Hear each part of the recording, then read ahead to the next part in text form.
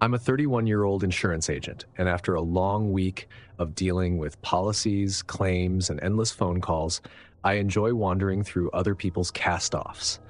I love coming across things that seem to carry their own little tale, something you can breathe new life into. Last month, on a Saturday morning, I was driving through a nearby neighborhood when I spotted a sign for a yard sale. It was one of those last-minute detours, the kind where you don't expect to find much, but end up stopping anyway. The house was modest, with a folding table set up on the driveway and a few random items scattered around: books, kitchen gadgets, and a collection of tools that immediately caught my eye. Among the tools was a rusty, old-school red metal toolbox. It reminded me of the one my grandfather used to have in his garage when I was a kid. I could almost smell the motor oil and sawdust just looking at it. I opened it up and saw a few random tools inside: a couple of wrenches, some screwdrivers, and an old hammer with a worn wooden handle. Nothing fancy, but it felt like a little piece of nostalgia. "How much for this?" I asked the man running the sale, holding up the toolbox. He was an older guy, maybe in his 60s, with a weathered face and a calm demeanor. $10, he said, shrugging like it was no big deal. "Deal," I said, handing over the cash. We chatted for a minute or two about tools and how they don't make them like they used to. Then I carried the toolbox to my car and headed home, happy with my find. A week later, I'd almost forgotten about the toolbox. It was sitting in my garage, waiting for me to clean it up and maybe use it to organize some of my own tools. One evening, as I was finishing dinner, the doorbell rang. I wasn't expecting anyone, so I wiped my hands on a towel and headed to the door. Standing on my porch was a man I didn't recognize. He was probably in his late 40s, with a wiry build, short brown hair, and a face that looked like it had seen its fair share of trouble. He wasn't threatening exactly, but something about his presence felt oppressive.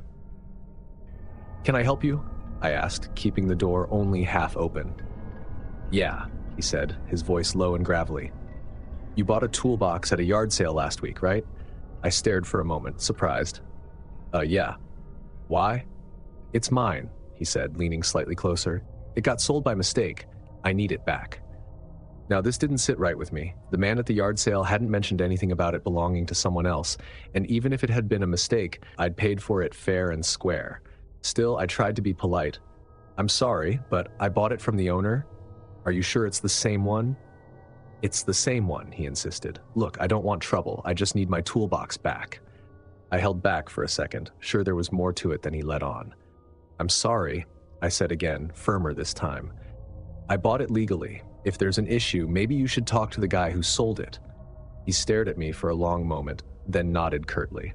"All right," he said, turning to leave, "but I'll be back." True to his word, he came back. 2 days later, I was watching TV when the doorbell rang again. This time, I didn't answer right away. I peeked through the peephole and saw him standing there, looking more agitated than before. "Hey!" he shouted, knocking harder. "I know you're in there. Just give me the toolbox and I'll leave you alone." I didn't respond. Something about his tone made me feel uneasy, like he wasn't just some guy looking to reclaim his property. After a few minutes, he gave up and left, but not before pacing back and forth on my porch like a caged animal. The visits continued over the next few days, each one more intense than the last. He'd show up at random times, early in the morning, late at night, and pound on the door, yelling about the toolbox. Once, I heard him try the doorknob, and my stomach dropped as I realized I hadn't locked it. I quickly bolted it and called a friend. "Dude, this guy's unhinged," my friend said. "You need to call the cops." I was hesitant. He hadn't technically done anything illegal yet, and I didn't want to escalate the situation. But when he came back a week later and tried to force his way inside, I knew I couldn't just let it go. I needed to deal with it. It was late, around 10 p.m., and I was in the kitchen cleaning up when I heard the pounding on the door. This time, it wasn't just knocking. It was the sound of someone trying to shove the door open. "Open the door," he yelled. "I know you're in there." My heart raced as I grabbed my phone and dialed 911. As I waited for the operator, I grabbed a kitchen knife, my hands shaking. "I'm calling the police," I shouted through the door. "You need to leave." For a moment, there was silence. Then I heard him mutter something under his breath before retreating. I stayed on the line with the operator until the police arrived, explaining everything to the officer who came to my door. "Do you know this guy?" the officer asked. "No," I said, "but he's been coming around for the past week, saying the toolbox I bought belongs to him." The officer nodded. "We'll file a report and keep an eye out. If he comes back, don't hesitate to call us." That night, I kept thinking about the toolbox, wondering why it was so important to him. Was it sentimental? Did it have something hidden inside? I went to the garage and opened it up, sifting through the tools one by one.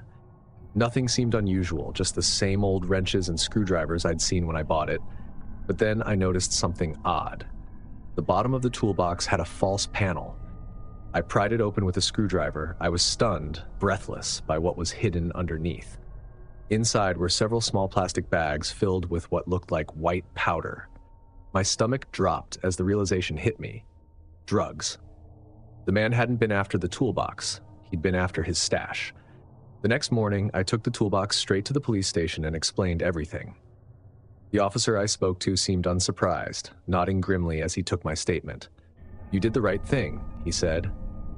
"We'll look into it, but I'd recommend being extra cautious for the next few weeks.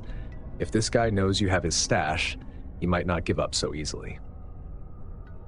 After leaving the police station, I tried to go about my day. Work, groceries, the usual. Life had to go on.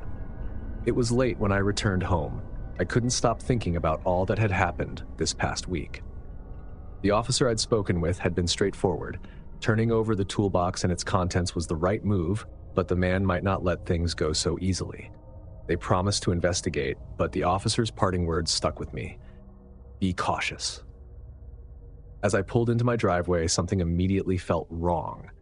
The porch light, which I always left on, was off, leaving the front of my house in eerie darkness. I grabbed my phone from the passenger seat and stepped out of the car, scanning the area. Then I saw it. The front door was wide open, the lock shattered and hanging loosely from the frame. A jolt of adrenaline shot through me as I froze, staring at the gaping doorway. For a moment, I debated calling the police again, but the urge to know what was happening in my own home was stronger. I dialed 911, keeping the operator on the line, and cautiously stepped inside. The scene was chaos. The living room looked like a tornado had blown through it. Cushions thrown from the couch, shelves emptied, and papers scattered everywhere. My heart pounded as I moved deeper into the house. The kitchen was no better. Every cabinet door hung open, dishes smashed on the floor, and even the contents of the fridge had been dumped onto the counter. As I turned down the hallway toward the bedrooms, I heard the unmistakable sound of hurried footsteps. My pulse quickened, and I pressed myself against the wall, straining to listen. The back door slammed, and I caught a glimpse of two men sprinting into the backyard, disappearing into the shadows beyond my fence. I wanted to chase them, to yell, to do something, but fear rooted me to the spot. Instead, I waited a moment, making sure they were truly gone, before continuing to survey the damage. My bedroom was completely trashed, closets yanked open, the mattress overturned, and every drawer pulled from the dresser and dumped onto the floor. It didn't take a detective to figure out what they'd been after. The toolbox. The police had it now, safely tucked away in an evidence locker. But those men didn't know that. They'd been watching me, waiting for me to leave so they could break in and retrieve it themselves. The realization sent a chill down my spine. These men weren't just petty thieves. They were desperate, willing to tear apart my house and risk getting caught to get their hands on their stash. And now they knew it was gone. The police arrived a short time later. I explained what had happened, describing the two men as best I could, though I hadn't seen their faces clearly in the dark. The officers took a report, checked the house, and assured me they'd increase patrols in the area. "Do you think they'll come back?"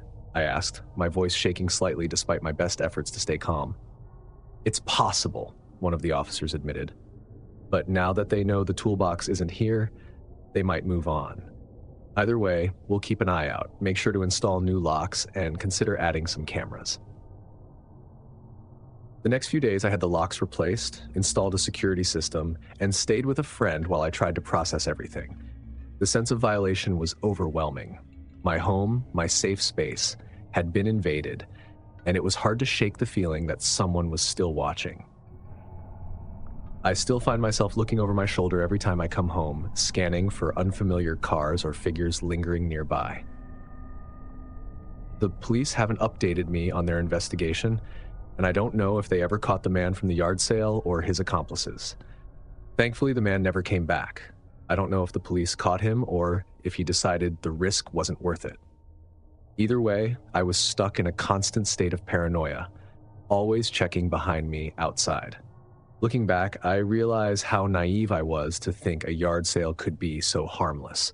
What started as a nostalgic purchase turned into one of the most terrifying experiences of my life.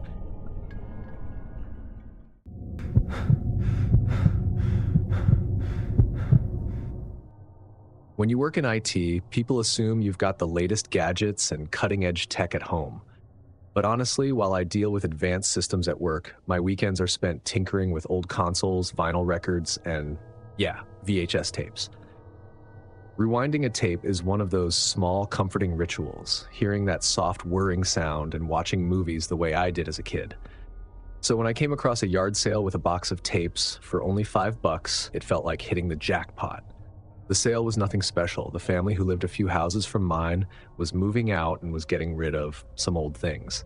They had a few tables with mismatched items, and the man was sitting in a lawn chair sipping iced tea. I wasn't even looking for anything specific, but the box of tapes caught my eye. Most of them were old classics: E.T., The Goonies, Back to the Future, nostalgic gold. But buried beneath them was an unmarked black tape, its label peeled off, leaving a faint adhesive residue. It stood out, and I couldn't resist. I tossed the box in my trunk, ready to dive into a weekend of movie marathons. That night, after sorting through the tapes, I decided to save the unmarked one for last. It felt like opening a mystery box. You never know what you're going to get. Bootleg concert footage? A home video someone forgot about? Something weird and hilarious? The possibilities were endless. I popped the tape into my old VCR, grabbed a beer, and settled in. The static noise greeted me as the screen lit up and the footage began. It was grainy, like an old home movie shot on one of those clunky camcorders from the 80s or 90s. The image stabilized, showing a family, a man, woman, and 2 kids, sitting in a cozy living room. They were laughing, talking, and passing around a bowl of popcorn. The sound was muffled, but it seemed like a normal family moment. At first, I thought nothing of it, just some random home video. But as I kept watching, something about the scene tugged at the back of my mind. The furniture arrangement, the wallpaper, it all felt familiar. I squinted at the screen, trying to place it, and then it hit me. The living room on the tape wasn't just familiar. It was mine. My house. My living room. I leaned closer to the screen. Sure enough, the layout matched perfectly. The couch positioned against the far wall, the old fireplace with the slightly chipped mantle, the small alcove where I kept my bookshelf. Even the faded floral wallpaper was unmistakable. But the tape looked like it was from decades ago, long before I'd moved in. I paused the tape and stared at the screen, trying to make sense of it. My house had been built in the late 80s, and I'd bought it 5 years ago from an older couple who'd owned it for ages. Maybe this was footage of them? But no. The people on the tape were younger, probably in their 30s, and the kids looked around 8 or 9. I didn't remember seeing any photos of kids when I toured the house. I told myself it was a coincidence. Maybe this was a family who'd lived here before the older couple. I hit play again, determined to see how it played out. As the video continued, the family's laughter seemed to die down. The kids looked nervously toward the edge of the frame, and the parents exchanged tense looks. It was subtle at first, little shifts in their expressions, their body language, but soon it became clear that something had changed. The man whispered something to the woman, and she nodded, pulling the kids closer to her. My heart felt heavy as I watched, completely glued to what I was seeing. The camera panned slightly, revealing more of the room. Shadows flickered against the far wall, moving unnaturally, like they didn't belong to the people in the room. One of the kids pointed toward the hallway off to the side, and the woman shook her head, holding him tighter. The tape began to distort. the image flickering with static, but I could still make out faint whispers in the background. The family looked terrified, their eyes darting toward the hallway as if expecting something to appear. The camera suddenly jolted, as if the person filming had dropped it and the screen filled with static for a moment. When the picture returned, the angle had shifted to the floor, showing the family's feet. The whispers grew louder, mixed with the muffled sound of the kids crying. Then came the thud. Heavy, like footsteps, but the source was off screen. The tape cut out abruptly, leaving nothing but a black screen. I sat there, heart racing, trying to process what I'd just seen. My rational mind told me it was just an old home video, maybe some kind of prank or staged performance. I just couldn't get past the thought that it was all too real to be fake. I ejected the tape and set it aside, telling myself I'd take another look later.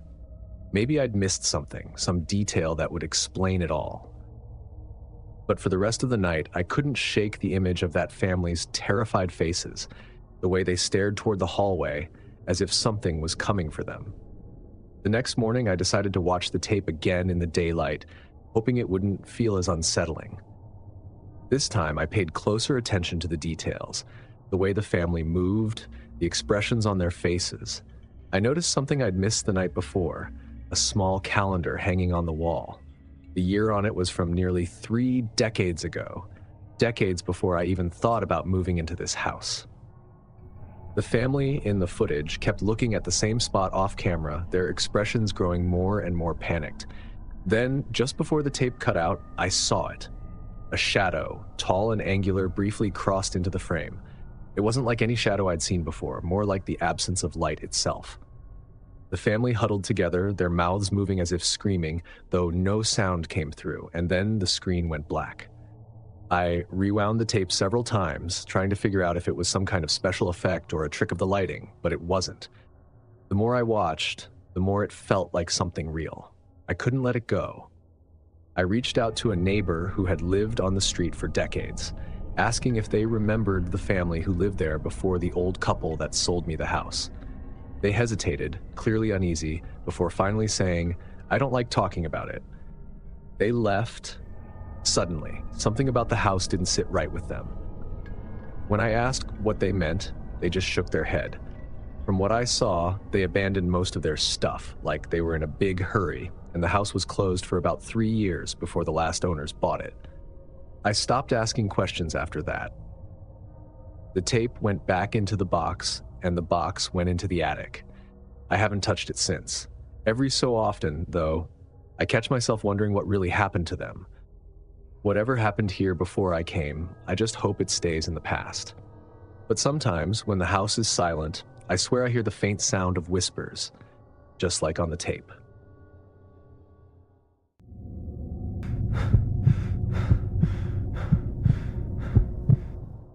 Yard sales have always been a kind of therapy for me.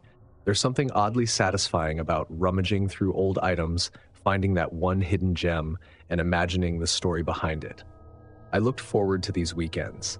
They gave me a break from the intensity of my job, a chance to unwind and maybe find a treasure or two for my home. One Saturday morning, I grabbed my coffee, hopped in my car, and drove to a nearby neighborhood that was hosting a community-wide yard sale. The streets were crowded with people, folding tables overflowing with everything from dusty books to vintage knickknacks. I parked near a quiet cul-de-sac where a lone yard sale was set up under a massive oak tree. The sign caught my attention: antiques and vintage finds. I strolled over, taking my time to browse through the collection. There were old cameras, ornate silverware sets, and even a vintage typewriter. But what caught my eye was a tall mirror leaning against the side of the house. Its frame was gilded gold, carved with vines and flowers, though it showed signs of wear. The glass was slightly warped, giving it that old-fashioned charm that instantly drew me in. I imagined it hanging in my living room, catching the afternoon sunlight. As I studied the mirror, the vendor, a man in his late 50s, walked over. He was wiry, with salt and pepper hair and piercing blue eyes. "Admiring the mirror?" he asked, his voice calm but with an undertone I couldn't quite place. "It's beautiful," I replied, running my fingers over the frame. "How much?" He hesitated, his hand resting protectively on the mirror's edge. It's special. Been in my family for generations. Are you sure it's what you're looking for? His reluctance caught me off guard. Most vendors I'd encountered were eager to sell, but he seemed almost possessive. I'm sure, I said, smiling, it would look perfect in my living room. He stared at me for a moment, then sighed. All right, but it's heavy. Let me deliver it to your house. It's no trouble. His insistence gave me a bad feeling. I could have easily fit the mirror in my car, but I didn't want to be rude. Knowing better but doing it anyway, I agreed and gave him my address. A couple of hours later, his old pickup truck pulled into my driveway. I met him outside, planning to help carry the mirror in, but he waved me off. I've got it, he said, carefully unloading it and bringing it inside. He placed it against the wall in my living room and stood back, as if admiring his work. It looks good here, he said, his tone almost reverent. Take care of it. Thank you, I replied, but he lingered, his eyes scanning the room. It felt intrusive, like he was memorizing every detail. Finally, he left, and I locked the door behind him, feeling a strange sense of relief. That evening, I sat on the couch, admiring the mirror in its new spot. It was as stunning as I'd imagined, its golden frame catching the glow of the lamp.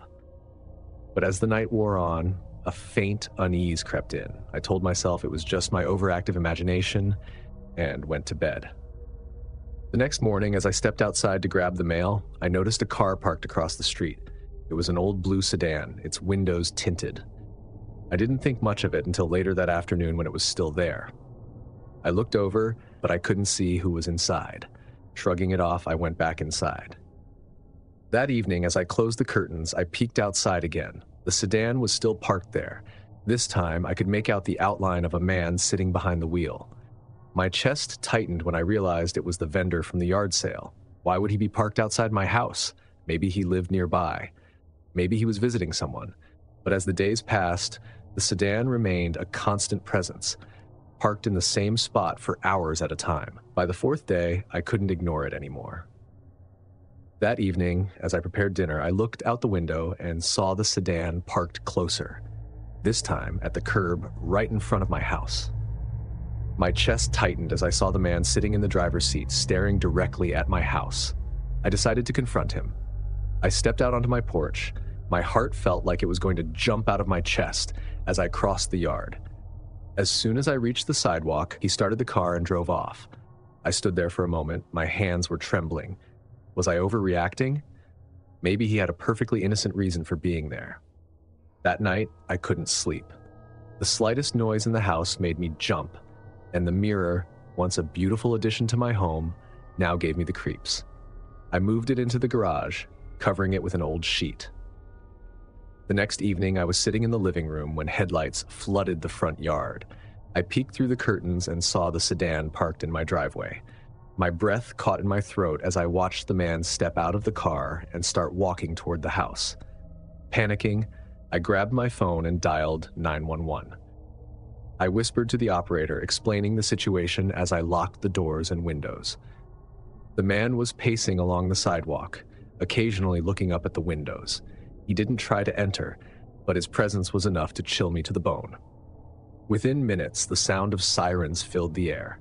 The man jumped back into his car and sped off, disappearing into the night. When the police arrived, I described him, provided the car's plate number, and explained everything that had happened. The officer assured me they'd patrol the area and try to track him down. The man never returned, but I've never been able to forget it. I couldn't stop feeling paranoid, checking every lock and looking over my shoulder constantly. Eventually, I brought the mirror back up to the living room, hoping that seeing it in the light of day might help me reclaim some sense of normalcy. But even now, it doesn't feel like it's really mine. There's something about it, a heaviness, like it still belongs to him somehow. I haven't decided if I'm going to keep it or sell it, but for now, it just sits there. A quiet reminder of how easily something seemingly harmless can leave its shadow. To this day, I don't know what his intentions were. Was he just an eccentric man who became fixated on me, or was there something darker at play? All I know is that I've stopped going to yard sales, and every time I see a car parked too long outside my house, I feel a pang of dread. Sometimes the things we bring into our lives come with more than we bargained for.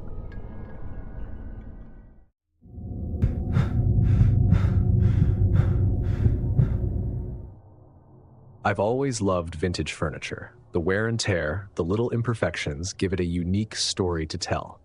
The moment I saw that vintage rocking chair at the yard sale, I knew I couldn't pass it up. It was charming in a way only old furniture can be.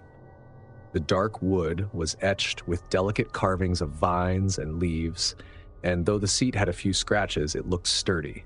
I could already picture it in my living room, tucked into the corner by the window. "How much for the chair?" I asked, running my hand along the armrest. The woman running the sale barely looked at me as she muttered, $20. It was a steal, but her tone gave me pause. She seemed eager to get rid of it. "It's an antique, right?" I pressed, curious about its history. "It's old," she said, shrugging. "You want it or not?"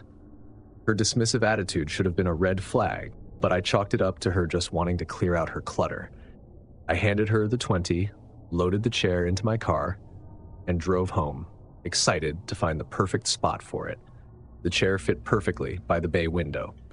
I spent the rest of the afternoon rearranging my living room around it, placing a soft throw blanket over the back and a small rug underneath. By the time I was done, it looked like it had always been there. That evening, I sat in the chair for the first time with a book and a cup of tea. The wood creaked softly under my weight, the gentle rocking motion oddly soothing. Around 11 p.m., I turned off the lights and headed to bed.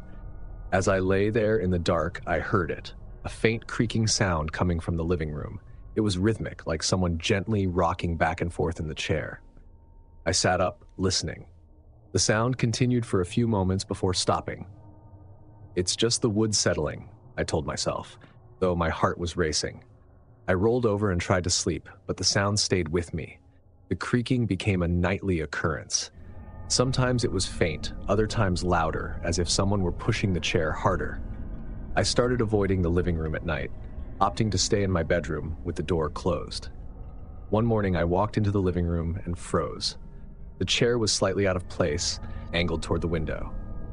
Maybe I bumped it, I thought, though I knew that wasn't true.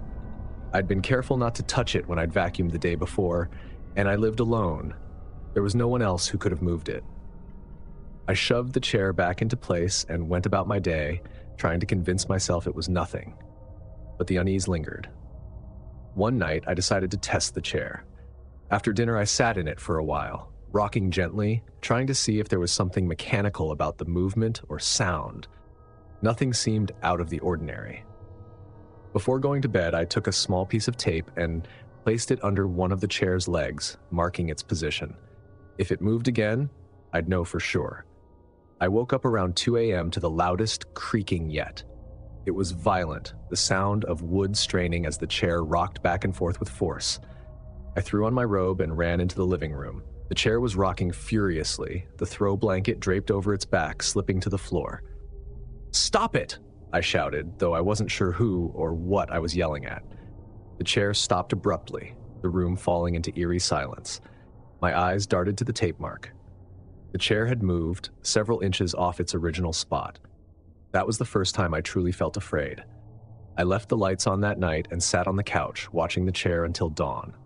The next evening, as I was locking up for the night, I heard something new. A faint whisper, low and unintelligible, coming from the living room. I inched closer to the doorway, heart pounding. The whispering grew louder, though I still couldn't make out the words. It seemed to be coming from the chair. "Who's there?" The whispering stopped. I backed away, grabbed my phone, and called my friend Anna. "I need you to come over," I said, fighting to maintain a calm tone. Anna arrived 20 minutes later, rolling her eyes when I told her about the chair. "You're just hearing things," she said, plopping down on the couch. But then the creaking started again. Anna froze, her eyes widening as she stared at the chair. "Okay," she whispered. "That's not normal." The final straw came 2 nights later. I decided to sleep in the living room, thinking maybe my presence would keep the chair from moving. Around 3 a.m., I woke to a loud bang. The chair was rocking violently, slamming against the wall with each swing. The throw blanket had fallen to the floor. I jumped up, backing away as the chair continued its relentless movement. I grabbed my keys and ran out of the house, not stopping until I was safely in my car. The next morning, I dragged the chair out to the curb, leaving a sign that simply read, "Free." I didn't care who took it, I just wanted it gone. By the time I checked again, the chair was gone, but I didn't feel relieved. The living room felt empty, but not in a comforting way. For weeks after, I couldn't shake the feeling that I'd brought something into my home with that chair. Now, whenever I see a piece of vintage furniture, I hesitate. There's no way to know what history it carries, or what might be attached to it. And as much as I love the charm of that rocking chair, I've learned one thing. Some treasures aren't worth the trouble they bring. If these yard sale nightmares gave you chills, hit that like button and subscribe for more spine-tingling stories. What would you do if you found yourself in one of these situations? Let me know in the comments. I'd love to hear your thoughts. And if you have a friend who loves a good deal, share this video, but maybe warn them first. Thanks for watching, and I'll see you in the next nightmare.